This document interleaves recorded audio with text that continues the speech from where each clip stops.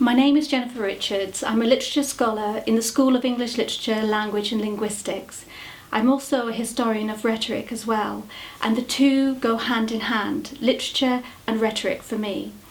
Because the period that I work on is the Renaissance, rhetoric is part of the training, the way in which mainly boys, but also girls to some extent, learned how to read and write.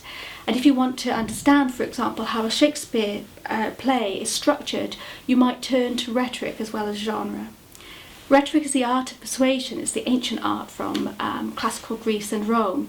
So I'm also interested in thinking about other kinds of literature and speech writing as well, from antiquity up to our own time.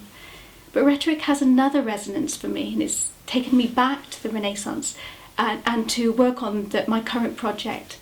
I'm writing a book which doesn't sound rhetorical at all, but in fact is. It's about reading aloud. I'm writing a history of reading aloud in early modernity, in the 16th century. When boys went to school to study rhetoric and to learn to read and speak Latin, the way in which they experienced the book was partly silently, partly making notes in it. These are things that we know very well. But they also heard the book. And I'm interested in trying to understand how that experience, the hearing of a book and the talking about it, as well as the reading it on one's own, affected not just the history of rhetoric, but also the history of reading, but also how, most importantly, how it shapes writing. So, for example, if you're used to hearing a book and thinking about spoken English as you're writing, how might that change Prostyle? One of the writers I'm particularly interested in, and indeed who I'm editing for Oxford University Press, is Thomas Nash, and he does that brilliantly.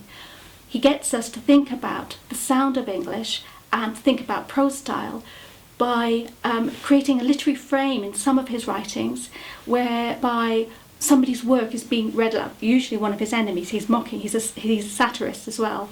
And we follow the responses of the readers. And it's a way of getting us to think about style, about Prostyle, what works and what doesn't work.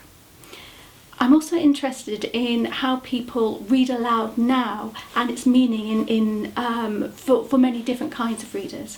So I've been working quite closely with City Library at Newcastle, who have a shared reading programme, who run reading groups, reading aloud.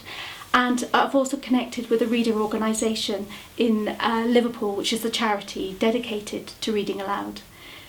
But I am really, ultimately, a Renaissance scholar.